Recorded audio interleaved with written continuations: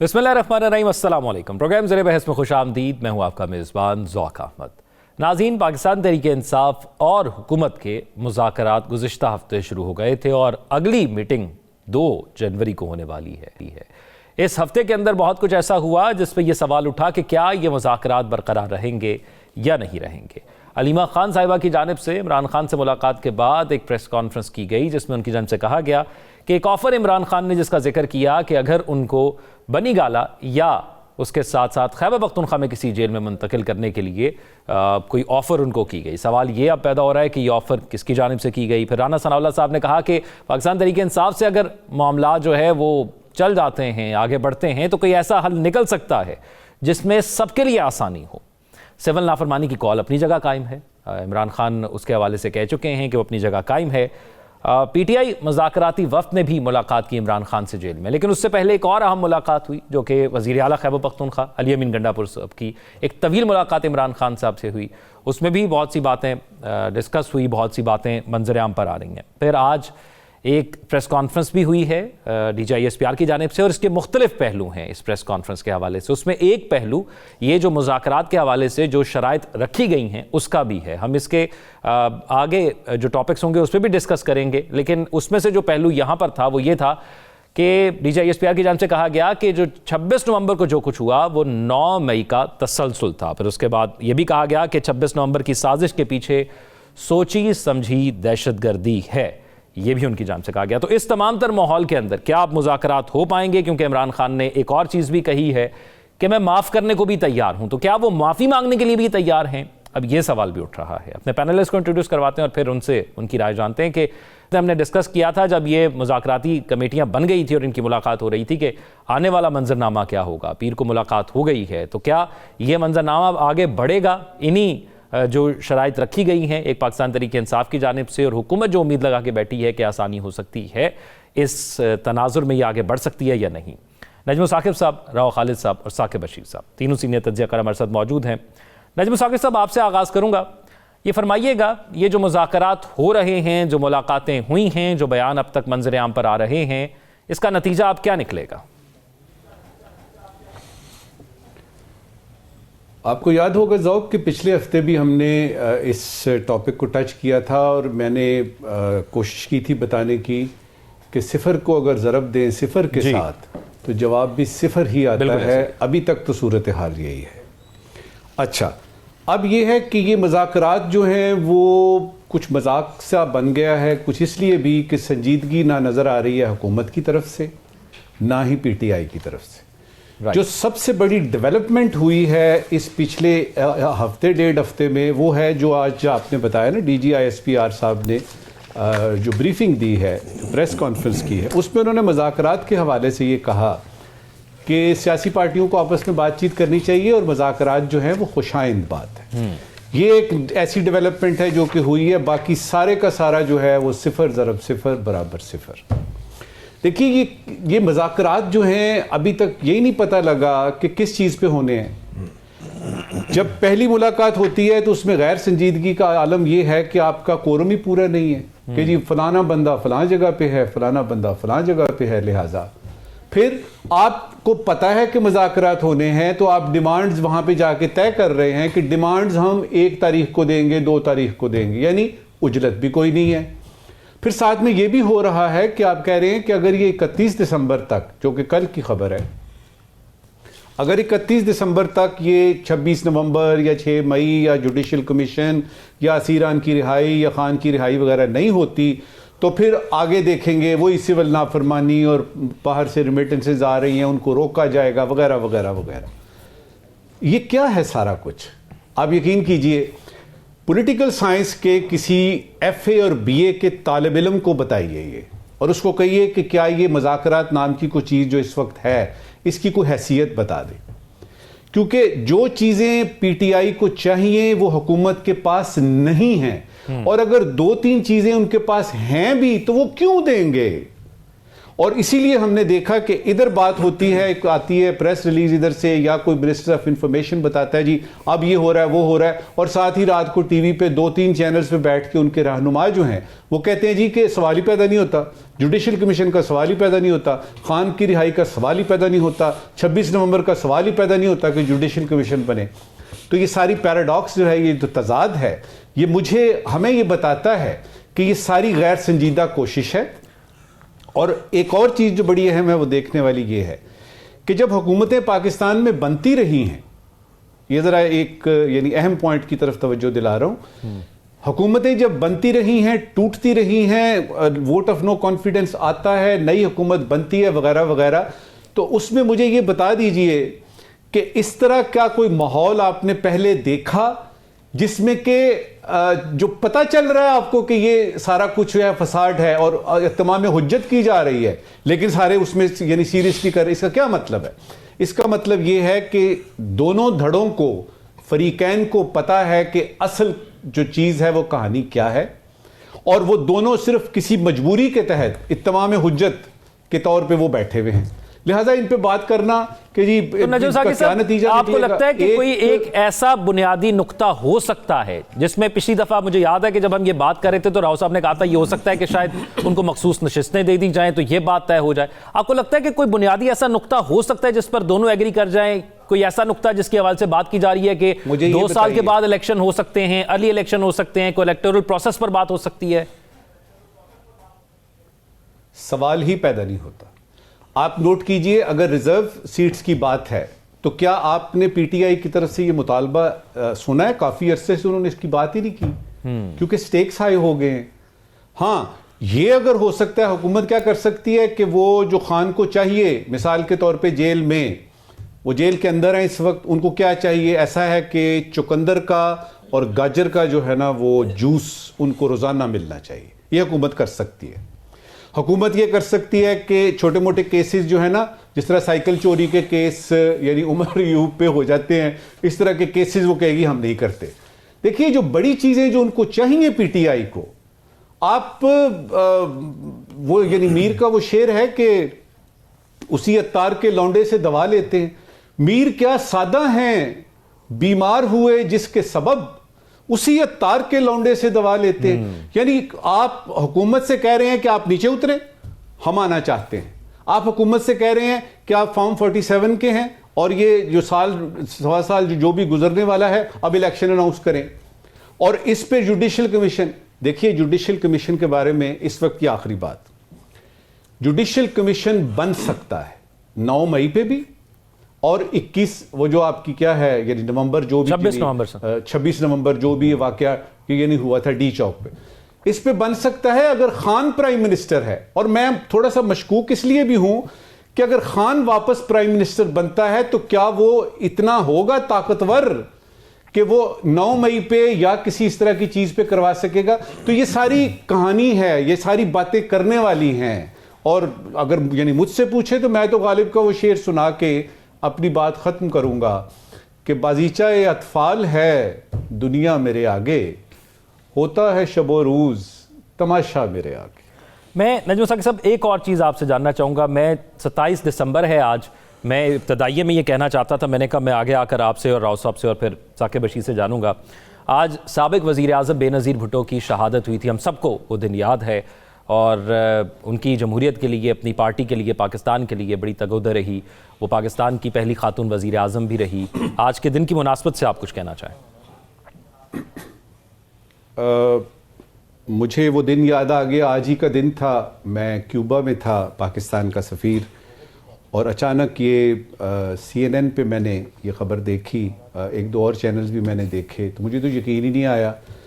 میں صرف یہ بتا سکتا ہوں کہ بی بی شہید کے بارے میں جو پاکستان میں رہنے والے لوگ ہیں, خواتین و حضرات ہیں, عوام ہے, ان کا تو اپنا جذباتی ایک اینگل ہے ہی. میرا فون جو تھا وہ رکا نہیں, کچھ 6-7 گھنٹوں تک مختلف ملکوں کے سفیر جو ہیں وہ فون کرتے رہے, دوست ممالک کے بھی اور دوسرے بھی. ان میں سے کوئی 10-12 جو ہیں وہ میرے دفتر بھی آ گئے کہ یہ کیا ہوا ہے. وہ جو ہوتا ہے نا پرسہ دینا, اور تکلیف ہوئی ان کو. اس کا مطلب یہ ہے کہ بی بی شہید کا جو سٹیچر ہے, جو اس کا سیاسی قد و قامت ہے وہ صرف یہی نہیں ہے کہ وہ ایک ملک کی وزیر اعظم تھی, وہ بڑی ایک پاپولر لیڈر تھی آل اوور دا ورلڈ. تو اس میں مجھے پتہ یاد آ گیا کہ اس میں مجھے بڑا فخر سا بھی ہوا کہ ہمارے پاس ایک ایسا سیاسی لیڈر ہے جس کو کہ نہ صرف اپنے ملک میں بلکہ ملک سے باہر بھی اس کو پذیرائی ملی ہے. اور جہاں تک اس کا ہے کہ تکلیف اور دکھ کی بات ہے, دنیا میں بہت ساری باتیں ایسی ہوئی ہیں. ذوالفقار علی بھٹو بھی اسی طرح ہم سے جلدی چلے گئے, پتہ نہیں انہوں نے اور کیا کیا ہمارے لیے کرنا تھا, عوام کے لیے کرنا تھا. بی بی شہید بہت کچھ اور کر سکتی تھی. تو تکلیف کی بات ہے, ان کے لیے مغفرت کی دعا کرتے ہیں اور دیکھتے یہ ہیں کہ جو لیگسی ذوالفقار علی بھٹو نے چھوڑی اور اس کے بعد بی بی شہید نے اس کو آگے بڑھایا, وہ بلاول بھٹو زرداری یا آصف زرداری صاحب لے کے کہاں تک جاتے ہیں. یہ وہ چیلنج ہے جو کہ اس وقت کی پیپلز پارٹی کو درکار ہے, اور خاص طور پہ پنجاب کی سیاست کی جب بات ہوتی ہے تو سندھ سے نکل کے کیا پورے پاکستان میں جس طرح بی بی شہید تھی یا جس طرح ذوالفقار علی بھٹو تھا, کیا اس طرح سے کچھ صورتحال ایسی آ سکتی ہے کہ جس میں پیپلز پارٹی جو ہے وہ پرانی والی پیپلز پارٹی ہو, لوگوں کا لگاؤ, لوگوں کا چاؤ, وہ جو لوگوں کی محبت ہے, اور وہ جو آگہی دینے والی حکومت, وہ آگہی دینے والی پارٹی جو بتاتی ہے کہ جی دیکھیے ہم آپ کے لیے ہیں. اور جہاں تک بی بی شہید کا ذاتی طور پہ آپ کو بتاؤں گا کہ اس کا افسوس نہ صرف اس دن ہوتا ہے, جب کبھی بھی یاد آتی ہے تکلیف ہوتی ہے کہ ایک اچھا بھلا بڑے سٹیچر کا بڑا لیڈر ہم نے گنوا دیا. راؤ صاحب, میں سب سے پہلے تو یہ 27 دسمبر پہ آپ سے جاننا چاہوں گا, آج بھی ہم نے دیکھا کہ جو ماضی کے اندر جس طرح وہ ان کا کردار رہا, 90s کی سیاست میں ان کا کردار رہا, پھر شہادت کے دن تک وہ جب پاکستان آئی تو ان کو پتا تھا تھریٹ تھی, ایک دھماکہ آلریڈی کراچی میں ہوا تھا. آج پاکستان پیپلز پارٹی کی تقریروں میں تو وہ ایک بڑا حصہ ہیں, بے نظیر بھٹو کو یاد کیا جاتا ہے, ان کے ویژن کو یاد کیا جاتا ہے, عملی طور پر بھی سیاست میں حصہ ہیں, وہی ویژن اب بھی پاکستان پیپلز پارٹی. جی بالکل, بہت بڑا سانحہ تھا محترمہ بے نظیر بھٹو کی شہادت راولپنڈی میں ہوئی, اور یہ ہماری ذوق بدقسمتی ہے کہ لیاقت علی خان ہوں, ذوالفقار علی بھٹو ہوں, محترمہ بے نظیر بھٹو ہوں, ایسے لیڈر جو جب ایسی سچویشن پیدا ہوئی جہاں لگا لوگوں کو کہ یہ پاکستان کے لیے کوئی ایک اچھے لیڈر بننے جا رہے ہیں اور پاکستان کی خدمت کے جذبے سے سرشار ہے اور پاکستان کے لیے بہتری ہوگی, تو وہ ان کو منظر سے ہٹا دیا گیا. تو یہ ایک پاکستان کی کہہ لے کہ چیکرڈ ہسٹری جس کو کہتے ہیں وہ ہے اس حوالے سے اگر بات کی جائے. میری خوش قسمتی کہہ لیں کہ ذوالفقار علی بھٹو جب سیاست میں قدم رکھ رہے تھے, میں پرائمری اسکول کا طالب علم تھا, تو وہ ان کی لانچنگ میں نے دیکھی, ان کا جو ہمارے شہر میں پہلی ان کی چھوٹا سا اجتماع تھا اس میں آئے وہ, ان سے میری ملاقات بھی ہوئی. یعنی بچپن تھا اس وقت تو یہ آئیڈیا نہیں تھا کہ کتنے بڑے لیڈر ہیں یہ, تو وہ ہوئی. اسی طرح بے نظیر بھٹو نے جب 86 میں لاہور میں قدم رکھا, اس جلسے میں بھی میں موجود تھا, تو وہ بے نظیر بھٹو سے پھر ایز لائر بھی انٹریکشن رہا, ایک ورکر کے طور پہ بھی رہا, پھر دین ایز جرنلسٹ تو بہت رہا ہمارا ان سے ملنا جلنا تعلق سارا, اور پیپلز پارٹی کے قریبی لوگوں سے.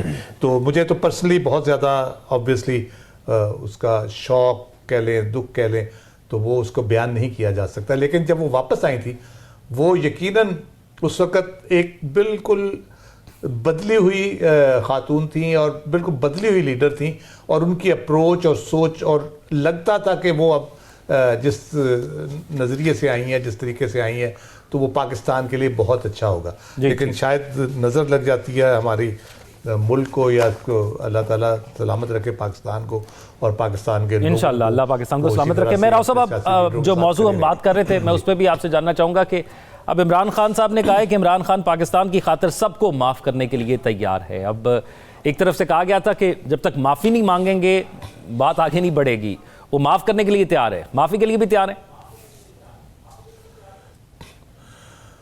دیکھیں یہ بیانات ہے, لفاظی میں کہتا ہوں اس کو کہ یہ لفاظی ہے, معاف کرنے کو تیار ہے, معافی مانگنے کو تیار نہیں ہے, یا معافی مانگیں گے تو مسائل حل ہوں گے اور یہ نہیں ہوں گے. دیکھیں وہ پروسیس 9 مئی سے آنورڈ چل رہا ہے, اس کے سزاؤں کا پروسیس چل رہا ہے, ٹرائل کا پروسیس چل رہا ہے, اس میں بہت سے لوگوں کی معافی بھی ہو چکی ہے جو ایک خاص 2-3 خاص جماعتوں میں چلے گئے, اور وہ اس وقت وزیر بھی ہیں، ان میں سے بہت سے جو ایکیوزڈ بھی تھے. تو یہ معاملات پاکستان کی سیاست میں اسی طرح سے چلتے رہتے ہیں، اونچ نیچ سیاسی جماعتوں کی اور باقی چیزیں. لیکن مسئلہ یہ ہے کہ کیا سیاسی جماعتوں کی خواہشات پہ، سیاسی جماعتوں کو سہولت دینے کے لیے، کسی کو اقتدار میں دینے کے لیے، کسی کو اقتدار سے باہر رکھنے کے لیے، کسی کو واپس اقتدار میں لانے کے لیے، یہ معاملات جو ہیں اسی حد تک ہم محدود رہیں گے، یا پاکستان کے بارے میں بھی کچھ سوچے گا، سیاسی جماعتوں سے ہٹ کے، سیاسی لیڈروں سے ہٹ کے؟ صورتحال پاکستان کی یہ ہے کہ ہماری حکومت، سیاست اور معیشت، آپ کہہ لیں کہ اگر میں کہوں کہ سٹینڈ سٹل ہے تو یہ غلط نہیں ہوگا. اس ڈیڈ لاک کو توڑنا بہت ضروری تھا. میرے خیال سے یہ جو ٹاکس سیریس ہیں، نہیں سیریس، میز پہ بیٹھنا پی ٹی آئی کا حکومت کے ساتھ اور حکومت کا بھی پی ٹی آئی کے ساتھ بیٹھنا، یہ بہت بڑا بریک تھرو ہے. اس کا نتیجہ کیا نکلتا ہے کیا نہیں نکلتا، لیکن still it's a big breakthrough. اس میں سمجھتا ہوں کہ فائدہ کس کو ہے، نقصان کس کو ہے اس بیٹھنے کا؟ پاکستان کو فائدہ ہوگا، الٹیمیٹلی پاکستان کو فائدہ ہوگا. یہ چیزیں آگے چلے گی اور آئی ایم شیور کہ چلے گی، لازمی چلے گی، یہ رکنے والی نہیں ہے. کیونکہ جب ایک دفعہ آپ آ جاتے ہیں ٹیبل پہ، آپ چلے جائیں پھر آ جائیں چلے جائیں، وہ لگا رہتا ہے. اس میں مطالبات آتے ہیں، نہیں مانے جاتے ہیں. جب آپ ٹیبل پہ بیٹھتے ہیں اتنی کشمکش کے بعد تو یقیناً کچھ نہ کچھ انڈرسٹینڈنگ کے ساتھ آپ بیٹھتے ہیں. ایسے نہیں آپ بیٹھ جاتے کہ جی ایک دن آپ کا دل کیا کہ آپ اپنے سڑک پہ احتجاج نہیں کرنا اور آ کے دھرنا نہیں دینا اور آپ نے ٹیبل پہ بیٹھنا ہے. تو یہ ایسے ہوا میں چیزیں نہیں ہوتی، پیچھے سوچ ہوتی ہے. میرا خیال ہے پی ٹی آئی نے بھی سب کچھ کر کے دیکھ لیا ہے، اپنا میکسیمم انہوں نے زور لگا لیا ہے. اگر وہ کنٹینیوسلی اسی زور پہ لگے رہیں گے تو ٹھیک ہو جائیں گے. اور مزمل ہونے سے بہتر ہے کہ آپ سیاست کی میز پہ بیٹھے اور سیاسی طور پہ اپنی توانائی کو دوبارہ سے مجتمع کریں اور بہتر کریں اپنے صورتحال کو اور معاملات کو لے کے اس کو آگے چلیں. مسئلہ یہ ہے کہ یہ لڑائی جب اپوزیشن میں ہوتے ہیں آپ نے ہر محاذ پہ لڑائی لڑنی ہوتی ہے. اس میں پارلیمنٹ بھی ہے، آپ پارلیمنٹ میں بڑی تعداد میں موجود ہیں. عدالت ہے، عدالتوں میں آپ کیسز اپنے لڑ رہے ہیں، حکومت کے خلاف آپ نے پٹیشنز کی ہوئی ہیں، ٹریبیونل میں گئے ہوئے ہیں. تو ابھی 9 مئی کے جو ہیں وہ اپیلوں میں جائیں گے. تو یہ ایک ہوتا ہے. سڑک کا ہوتا ہے، سڑک کا انہوں نے پورا 3 سال بھرپور طریقے سے وہ کر لیا ہے. اس کے بعد اب ہے ٹیبل کی بات. میرا خیال ہے کہ ٹیبل پہ جب آپ بیٹھ جاتے ہیں تو پھر کوئی نہ کوئی راستہ نکلتا ہے اور ضرور نکلتا ہے. جو بیانات کی حد تک اگر میں کہوں تو بیانات کی حد تک جو کمیٹیز کے لوگ ہیں ان کے طرف سے کوئی حوصلہ شکن بات نہیں سننے میں آئی. عمران خان صاحب نے بھی بہت سی چیزیں کنسیڈ کی ہیں، وہ پیچھے ہٹے ہیں. اور جو اوورسیز پاکستانیز کی وہ ریمیٹنس کی ایک تھی اس کو بھی انہوں نے اس حد تک محدود کر دیا کہ اگر آپ زیادہ پیسے بھیجیں تو تھوڑے بھیجیں. تو وہ بھی اس کی بھی آگے انہوں نے ڈیڈ لائن کو آگے کر دیا کہ اگر فلاں تاریخ تک یہ نہیں ہوتا، شاید 31 جنوری انہوں نے دی ہے ڈیٹ کہ 31 جنوری تک اگر یہ نہیں ہوتا تو ہم پھر بھرپور طریقے سے سول نافرمانی ملک کے اندر یا ملک کے باہر واٹ ایور جو بھی کریں گے. اس میں ان کی ہو سکتی ہے کہ ٹرمپ آ جائیں گے اقتدار میں اور امریکہ کی پالیسی کیا ہوتی ہے ٹورڈز پاکستان، پھر آئی ایم ایف کے ریویو ہونا ہے، وہ پاکستان کو کس طرح سے دیکھتے ہیں، یا باقی معاملات کے اوپر جو انٹرنیشنل کو تھوڑا بہت باتیں ہو رہی ہیں مختلف سزاؤں کے حوالے سے بھی، تو اس پہ کس قسم کی آتی ہے وائب. عمران خان بھی کوئی بہت بڑا رسک لینے کو تیار نہیں ہے. کل کو یہ ہو کہ ٹرمپ آئے اور وہ ادھر دیکھے نہ مڑ کے پاکستان کی طرف، تو عمران خان صاحب تو نہیں ادھر اس باسکٹ میں سارے انڈے تو اپنے نہیں رکھ سکتے. اس لیے ان کا ٹیبل پہ بیٹھنا بلا مقصد نہیں ہے، اس کا کچھ نہ کچھ نتیجہ ضرور نکلے گا. ثاقب بشیر صاحب، ایک تو میں چاہوں گا 27 دسمبر کے حوالے سے آپ پہلے اپنی رائے رکھیے گا، پھر اس موضوع کے حوالے سے میں سوال کرتا ہوں. آج کا دن جو ہے وہ میں سمجھتا ہوں کہ جمہوریت کے لیے، ملک کے لیے یہ بڑا ہی افسوسناک 2007 میں یہ ایک مطلب عظیم ایک سانحہ ہوا کہ ہماری جو ایک سیاسی لیڈر تھیں، دنیا میں ان کا بڑا نام تھا، وہ اس دنیا سے چلی گئیں. لیکن افسوس ہوتا ہے کہ 2007 سے لے کر 17 سال ہو گئے ہیں، آج تک یہ چیزیں لاجیکل اینڈ تک نہیں پہنچیں کہ اس قسم کے جو واقعات ہوتے ہیں، یا اس سے پہلے ذوالفقار علی بھٹو تھے یا لیاقت علی خان تھے جو ہمارے جو سابق وزرائے اعظم ہیں، ان کے ساتھ یہ واقعات ہوئے، تو تاکہ مستقبل میں کچھ ایسا نہ ہو. تو یہ دہشت گردی تھی، ان کو ٹارگٹ کیا گیا. ان کے جو ملزمان تھے کون تھے، کون کس نے یہ ساری پلاننگ کی، اور کس نے ان کو جو ہے وہ ان کو قتل کیا. تو اس سارے تناظر میں یہ کچھ ایسا ہونا چاہیے تھا کہ مستقبل میں ایسا نہ ہو. تو لیکن ہم دیکھتے ہیں کہ وہ کنٹینیوٹی کہیں نہ کہیں نظر بھی آتی ہے. بانی پی ٹی آئی جو ہے ان پر بھی ایک اٹیک وزیر آباد کے قریب ہوا تھا. تو یہ معاملات رک جانے چاہیے تھے, نہیں رکے, افسوسناک ہے. اور ایک بڑی عظیم لیڈر سے ہم آج ہی کے دن 2007 میں جو ہے وہ یہاں اس دنیا سے جو ہے وہ چلی گئی تھیں. اور اب پاکستان پیپلز پارٹی پہ ہے کہ ان کا جو کچھ کیا درا تھا, ان کی جو سیاست تھی, ان کو کیسے آگے لے کر چل رہے ہیں. بہت سارے سوالات ہیں پاکستان پیپلز پارٹی کی سیاست پر بھی, لیکن ان کا جو کام تھا, جو لیڈر تھی, وہ دنیا میں ان کا جو ہے وہ آج بھی دنیا جو ہے وہ ان کو مانتی ہے. بالکل ایسے ہی. جہاں تک بات ہے آج کے جو بھی تھے اور پوری دنیا ان کو آن بھی کرتی تھی, تسلیم بھی کرتی تھی. ثاقب بشیر صاحب, اب ایک چیز یہ جاننا چاہوں گا کہ اب پاکستان تحریک انصاف کے حوالے سے جہاں پر ہم بات کر رہے ہیں یہ معاملات کے حوالے سے, ایک یہ کہا جا رہا ہے کہ یہ مذاکرات وہ ہو رہے ہیں جس کی 2 تاریخ کو بھی میٹنگ ہونی ہے. ایک میٹنگ منڈے گزشتہ جو گزر چکا اس کو بھی ہوئی ہے. ایک ہم نے پچھلے پروگرام میں بھی یہ خبر شیئر کی تھی کہ ایک بیک ڈور ملاقات بھی ہوئی تھی جس میں کہا گیا تھا کہ 2 پی ایم ایل این سے اور ایک پاکستان تحریک انصاف سے تھا. تو یہ بیک ڈور رابطے کیا واقعی ہو رہے ہیں, اور پھر یہ آفر کون دے رہا ہے عمران خان صاحب کو؟ بیک ڈور رابطوں کے حوالے سے فواد چودھری جو ہے انہوں نے بات کی تھی. D G I S P R سے بھی سوال ہوا لیکن اس حوالے سے انہوں نے زیادہ بات نہیں کی. اس کے علاوہ جو بیک ڈور رابطے جہاں تک آپ بات کر رہے ہیں, جو عمران خان نے کل کہا ہے کہ مجھے یہ کہا گیا کہ آپ کو ہاؤس اریسٹ کر دیا جاتا ہے, آپ خاموش ہو جائیں, آپ بنی گالہ شفٹ ہو جائیں یا خیبر پختونخوا میں شفٹ ہو جائیں. یہ باتیں ہم پہلے بھی سنتے رہے ہیں. شروع میں بشرا بی بی جو ہے انہوں نے یہ بات کی تھی کہ جب وہ اٹک میں تھے, شروع میں ہی 1-2 ماہ ہوئے تھے ان کو گرفتار ہوئے, تو تب بھی اس قسم کی کوئی آفر تھی کہ آپ خاموش ہو جائیں, آپ کو شفٹ کر دیا جاتا ہے. اب بھی وہ یہی بات کر رہے ہیں. تو ڈیفینیٹلی کہیں نہ کہیں کوئی رابطے موجود ہیں. اور علی امین گنڈا پور کے حوالے سے عمران خان صاحب نے خود بھی یہ بات کئی دفعہ کی وہاں پہ کہ ان کو میں نے بات کے لیے آگے رکھا ہوا ہے. اگرچہ وہ ابھی جو کمیٹی بنی ہے اب تھوڑی سی مختلف ہے, جو حکومت کے ساتھ بات کر رہی ہے, لیکن علی امین گنڈا پور شاید جو بیہائنڈ دا سین جو رابطے ہیں, یہ جو خاموشی ہے اس کا کوئی پتہ لگا قیمت کیا ہے؟ خاموش رہنے کے بدلے کیا چاہیے؟ نہیں, خاموش رہنے کے بدلے وہی یہ کہہ رہے ہیں کہ آپ کی پارٹی کو سپیس دی جائے گی, آپ خاموش رہیں گے اور آپ نظر بند رہیں گے. دوسرے لفظوں میں یہ ہے کہ آپ کوئی پریس کانفرنس نہیں کریں گے, کوئی جلسہ نہیں کریں گے, کوئی آپ ٹی وی پہ نہیں آئیں گے. یہ ہم نے ماضی میں جب پچھلی دور حکومت تھا تو اس وقت نواز شریف صاحب جب بیرون ملک چلے گئے تھے تو جو مریم نواز تھیں بہت ایکٹیو تھیں. اس سے پہلے وہ جلسوں میں بھی آتی تھی, بات بھی کرتی تھیں. پھر تقریباً 1 سے 1.25 سال ان کا جو ٹویٹر ہینڈل تھا بالکل خاموش رہا, ان کی جانب سے کوئی بیان بازی نہیں کی جاتی تھی. نواز شریف صاحب بالکل خاموش رہے. درمیان میں 1-1.5 سال جب وہ لنڈن میں تھے اور مریم یہاں پہ تھی, تو یہ ماضی میں بھی ہم دیکھ چکے ہیں. اور اس کا مقصد یہی ہوتا ہے کہ آپ نے بالکل خاموش رہنا ہے, باقی پارٹی چلتی رہے, معاملات چلتے رہیں, اور باقی جو لیڈرشپ ہے وہ بات بھی کرتی رہے, آپ نے خاموش رہنا ہے. تو اس کا مقصد یہی بظاہر لگ رہا ہے کہ یہ جو سیٹ اپ ہے, یہ سسٹم جو ہے چلتا رہے, یہ گورنمنٹ چلتی رہے, تو ارلی الیکشن یا 4 سال یا 3.5 سال کے بعد الیکشن کرا دیے جائیں گے اور آپ کو بھی اکوموڈیٹ کر دیا جائے گا, لیکن اس دوران آپ نے ڈسٹربنس نہیں پیدا کرنی.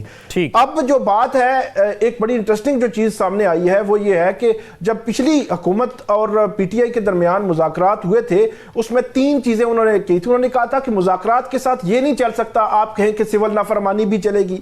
پھر انہوں نے کہا کہ مذاکرات کے ساتھ یہ بھی نہیں چل سکتا کہ آپ کا جو سوشل میڈیا ہے وہ جو ہے وہ صبح سے لے کر شام تک ہمارے خلاف اس طرح جو باتیں, اس طرح چیزیں جو ہے وہ کرتا رہے, تو ان چیزوں کو آپ روکنا ہوگا. لیکن دوسری جانب جو مذاکراتی کمیٹی کل ملی ہے عمران خان صاحب سے, ایک تو انہوں نے کہا ہے کہ سول نافرمانی جاری رہے گی, اب وہ لمیٹڈ ہے یا یہ بھی ہے, لیکن انہوں نے کہا کہ جاری رہے گی. دوسرا انہوں نے کہا ہے کہ ڈیڈ لائن ہے ان کی 31 جنوری ہے. تو اب 2 جنوری کو پہلی جو میٹنگ ہونی ہے, اب 31 جنوری جو ہے وہ ڈیڈ لائن دے رہے ہیں. ٹی او آر بننے ہیں ابھی. پھر انہوں نے کہا ہے کہ میں نہ ہاؤس اریسٹ ہوں گا, اور نظر بندی بھی انہوں نے انکار کیا ہے, اور ہاؤس اریسٹ ہونے سے بھی مطلب وہ بنی گالہ, خیبر پختونخوا شفٹنگ, یہ وہ سارا انہوں نے کہا کہ میں تو نہیں ہوں گا. آپ باقی جو ہمارے ورکرز ہیں یا لوگ ہیں ان کو جو ہے وہ رہائی کے حوالے سے آپ سوچیں. اور سوشل میڈیا سب سے اہم پوائنٹ جو اٹھایا گیا تھا اس میٹنگ میں بھی, عمومی طور پر بھی بات کی جاتی ہے کہ اداروں کے حوالے سے جو سوشل میڈیا ہے، آج D G I S P R نے بھی بات کی کہ جو باہر بیٹھے ہوئے پی ٹی آئی کے ہینڈلرز ہیں وہ سوشل میڈیا کے ذریعے اس قسم کی چیزیں جو ہے وہ پھیلا رہے ہیں. تو عمران خان صاحب کے حوالے سے یہ خبر آئی ہے کہ انہوں نے سوشل میڈیا کو ٹھیک تھپکی دی ہے، جی آپ کام جاری رکھیں، زبردست. اور ویسے بھی بار بار یہ مشورہ بھی دیا گیا، فواد چودھری صاحب نے بھی مشورہ دیا کہ اپنے ٹویٹر ہینڈل کو پاکستان لیں، وہ پاکستان نہیں لانا چاہتے، باہر سے آپریٹ کرنا چاہتے. ایک بریک کی طرف میں جانا ہے، بریک کے بعد آتے ہیں تو پھر مزید بات کرتے ہیں. Stay with us.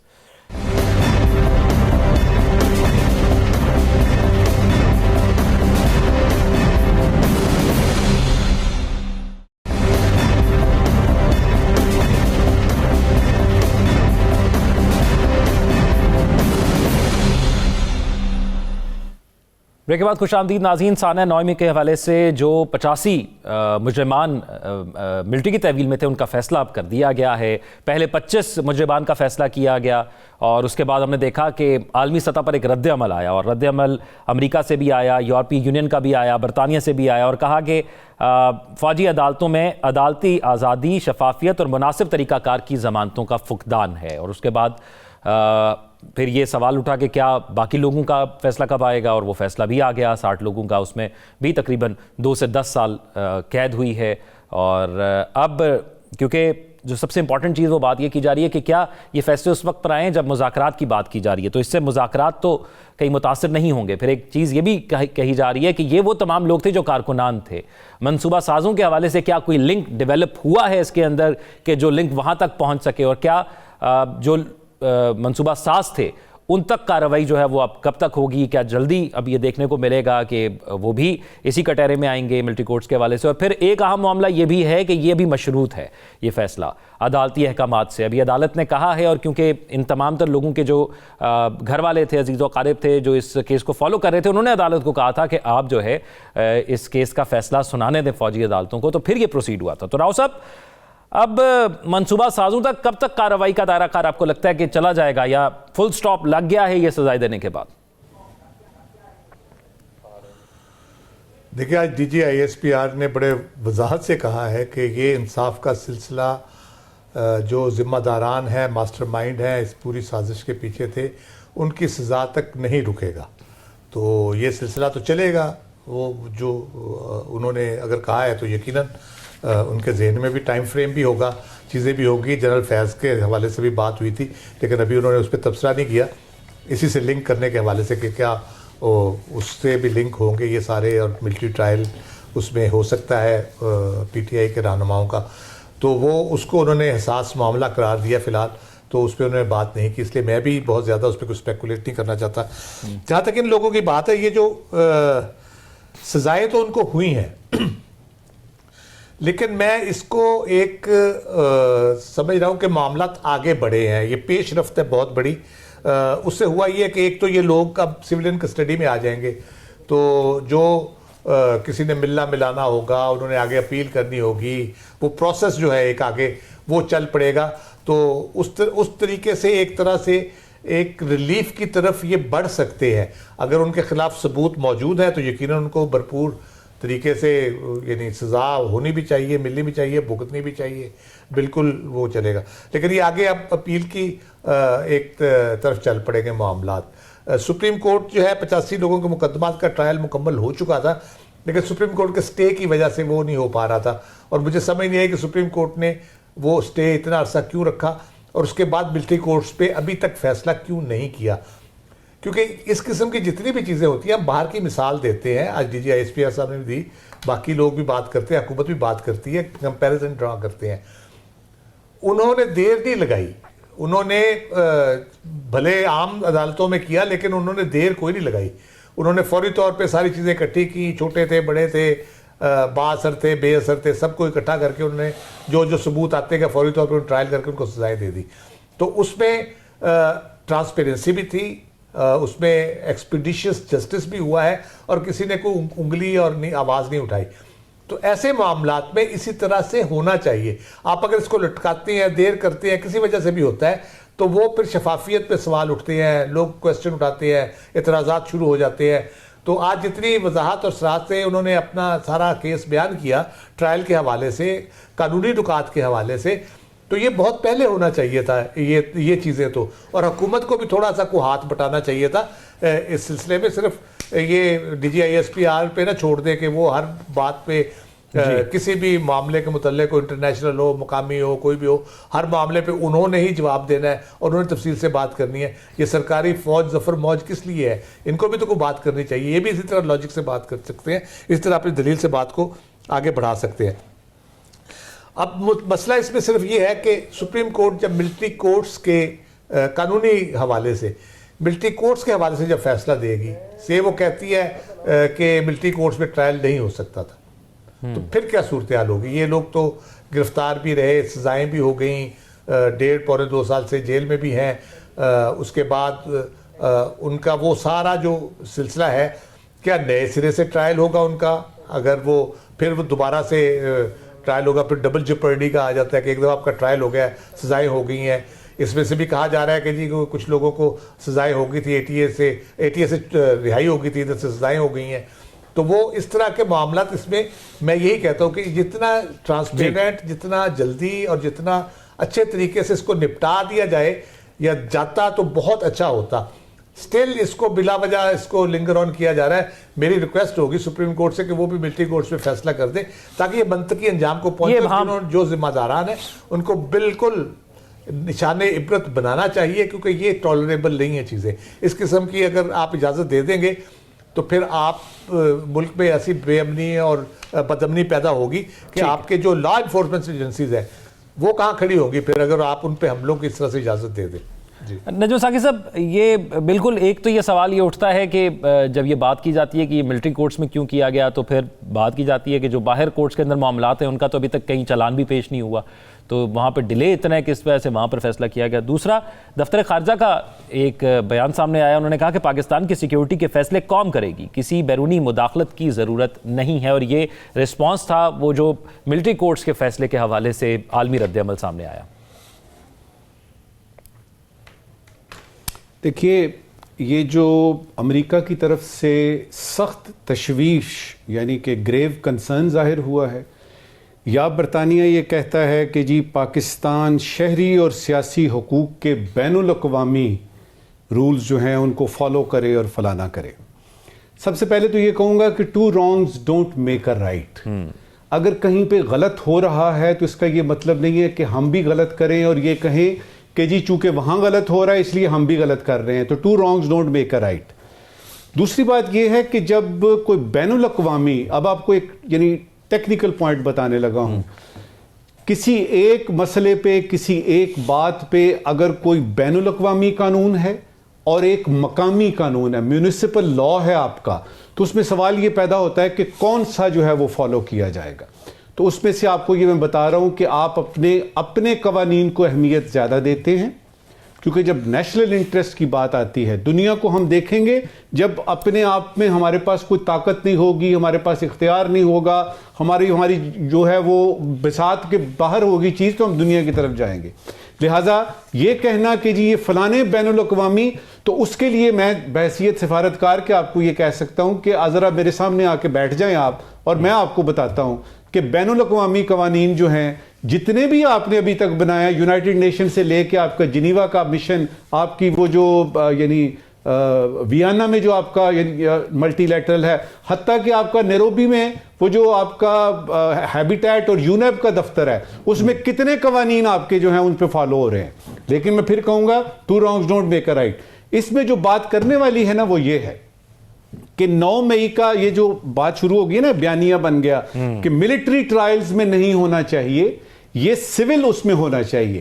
اس کا فیصلہ پاکستان کے اندر ہونا ہے، پاکستان میں ہونا ہے. اس کا فیصلہ کسی واشنگٹن نے اور کسی لنڈن نے نہیں کرنا. پہلی بات یہ. دوسری بات یہ کہ کیا ملٹری ٹرائلز جو ہیں یہ جو آپ کی ہیں یعنی کورٹس، جو ملٹری کورٹس ہیں، یہ پرسوں بنی ہیں؟ یعنی یہ پچھلے ہفتے کی بات ہے کہ صرف 9 مئی کے لیے بن گئی. اور اگر آپ کو یاد ہو تو پی ٹی آئی کے دور میں بھی میرا خیال ہے 29-30 ایسے سویلینز تھے جن کے خلاف ملٹری ٹرائلز میں 100 سے زیادہ ٹرائل ہوا، باقاعدہ طور پہ کیس چلا اور سزا بھی ملی. تو اس لیے یہ کہنا کہ جی ملٹری ٹرائلز جو ہیں وہ کوئی نئی چیز ہے اور صرف پی ٹی آئی اور صرف 9 مئی، یہ غلط بات ہے. تو دونوں طرح سے بتانے کے بعد یہ بتاؤں گا آپ کو کہ وہ آج یعنی D G I S P R نے بھی یہ بتایا کہ یہ دہائیوں سے قائم ہے اور اس میں آئین اور قانون کے مطابق ہے. بلکہ میرے نالج میں اضافہ ہوا جب جنرل صاحب نے یہ کہا کہ جو انٹرنیشنل کورٹ آف جسٹس ہے اس نے اس ملٹری کورٹس کو, ہماری ملٹری کورٹس کو انڈورس کیا ہوا ہے. تو باقی کیا رہ گیا؟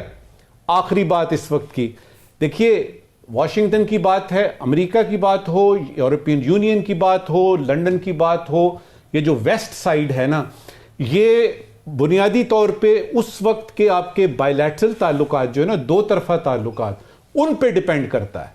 تھوڑی دیر کے لیے امیجن کر لیجئے کہ وار آن ٹیرر ہمارے یہ یعنی مغرب میں افغانستان میں جاری ہے اور پاکستان ایک فرنٹ رول یعنی فرنٹس وہ جو ہے نا وہ اسٹیٹ ہے اور وہ رول ادا کر رہا ہے.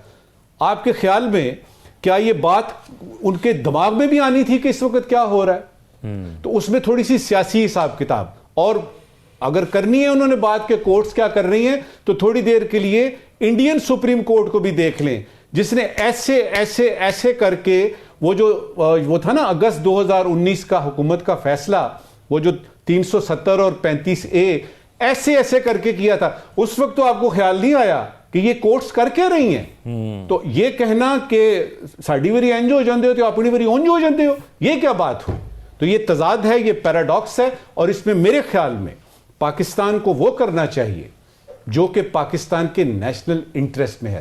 پاکستان نے وہ کرنا ہے جو پاکستان کے حق میں جاتی ہے بات. اور رہی بات اس سیاسی غیر یقینی کی, یہ بھی پاکستان نے ہی اس کو حل کرنا ہے. یہ حکومت کرے, پی ٹی آئی کرے, کوئی اسٹیبلشمنٹ کرے, کوئی بھی کرے, یہ ہم نے مل کے کرنا ہے. اور باہر کسی کو کوئی اختیار نہیں ہے کہ اس ملک کے اندر جو کچھ ہو رہا ہے اس کے بارے میں کسی قسم کی کوئی بات کرے. گھبرانے والی بات نہیں ہے.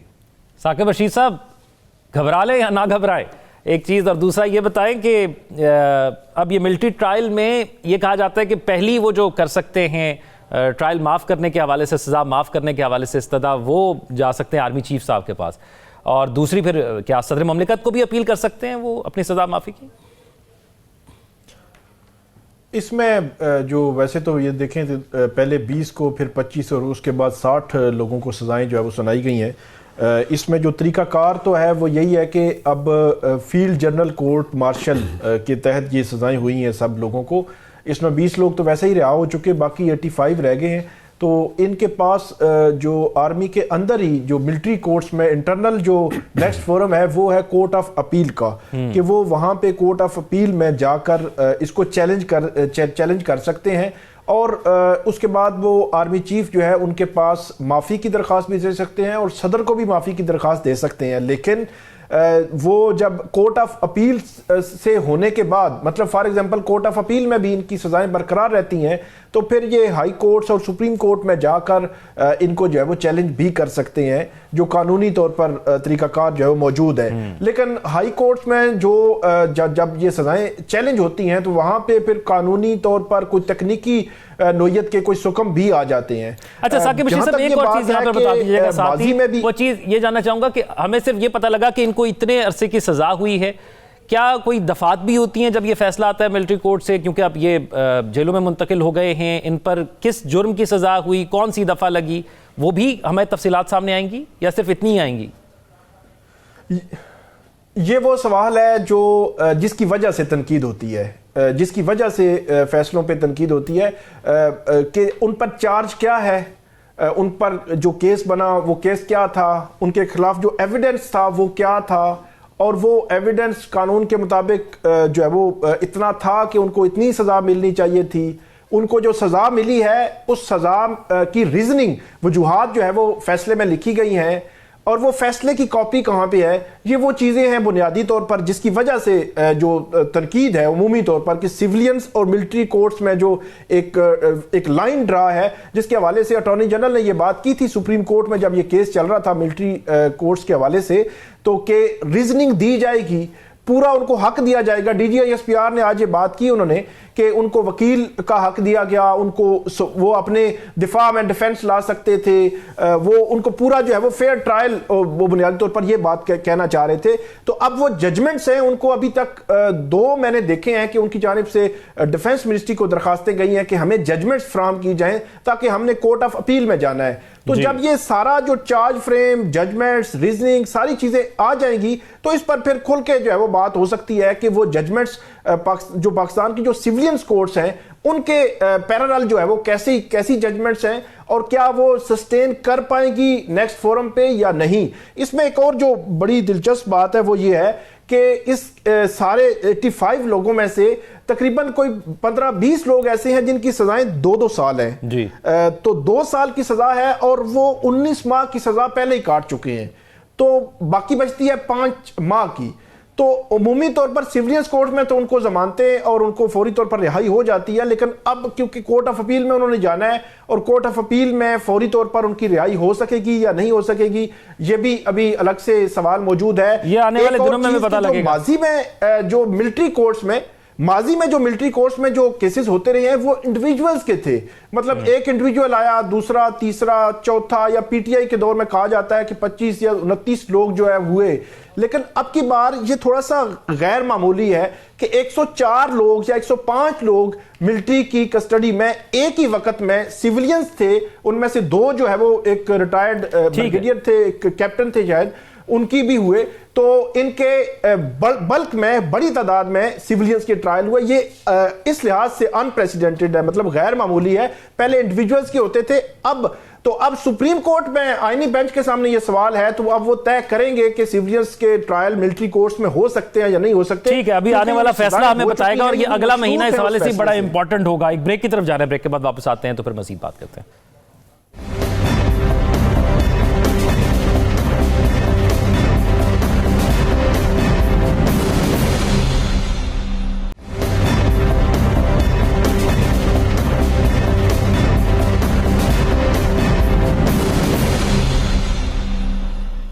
بریک کے بعد خوش آمدید ناظرین. آج DGISPR کی پریس کانفرنس کا بنیادی مقصد ایک یہ بھی تھا کہ جو پاکستان نے اس پورا سال دہشت گردی کے خلاف کارروائیاں کی اور خصوصی طور پر جو افغانستان کے ساتھ ہمارے تعلقات تھے, ہم بار بار کہہ چکے ہیں کہ دہشت گردی وہاں سے ہو رہی ہے اور اس پر بھی پاکستان نے اپنا ایک سٹیپ فارورڈ لیا اور جہاں سے خطرہ نظر آتا تھا وہاں پر پاکستان نے اب اپنی اگلی کارروائی شروع کر دی ہے. نجم ثاقب صاحب, یہ جو سال رہا, میں اگلے ہفتے تو اس کو اسی ہفتے کے آخر میں ہم ڈسکس کریں گے کہ کیسا رہا پاکستان میں امن کے حوالے سے, لیکن خصوصی طور پر اس پریس کانفرنس کو دیکھا جائے اور پھر افغانستان کے ساتھ جو پاکستان نے گزشتہ ہفتے, اس ہفتے کے اندر جو کارروائی کی, اس کو آپ کیسے دیکھتے ہیں؟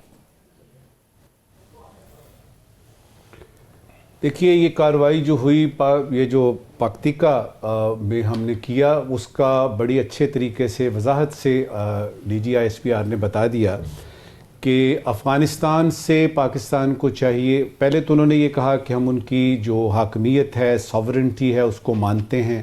وہ برادر ملک ہے, وہ مسلمان ملک ہے, ہمارے تعلقات ہیں, اور ہم ان سے صرف یہ چاہتے ہیں کہ یہ جو فتنہ الخوارج ہے جو کہ TTP کے نام سے پہلے جانا جاتا تھا, اس کو پاکستان پر فوقیت نہ دیں.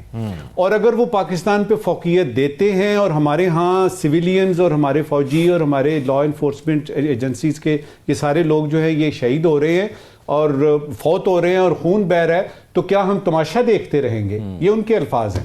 تو میرے خیال میں اس کی جسٹیفیکیشن بنتی ہے. اور اب جب کہ اس دنیا میں ہم دیکھتے ہیں کہ جس کا جو جی چاہ رہا ہے کر رہا ہے, شتر بے مہار ہو گئی ہے پوری دنیا, اس میں ہندوستان جو ہے وہ کینیڈا جیسے ملک میں جا کے تو وہ ہردیپ سنگھ نجڑ کو جو ہے وہ سرے بازار جو ہے وہ مار دیتا ہے.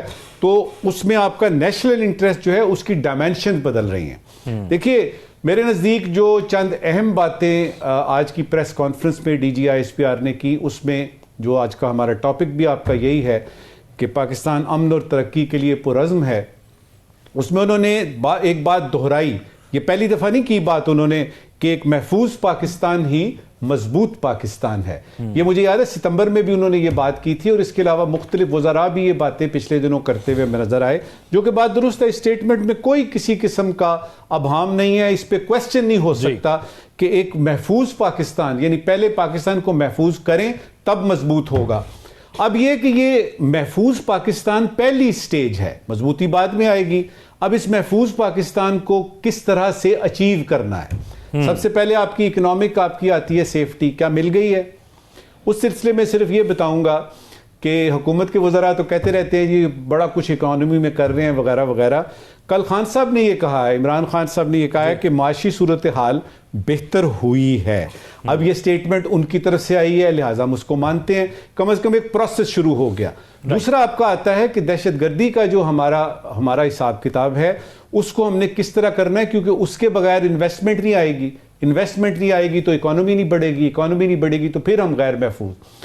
تو دہشت گردی اور اکنامکس، اور یہ وہ دو چیزیں ہیں جو کہ اس حکومت نے، جو اس وقت موجودہ حکومت ہے، ان کا یہ ٹاسک تھا اور یہ ابھی بھی اس میں کر رہے ہیں.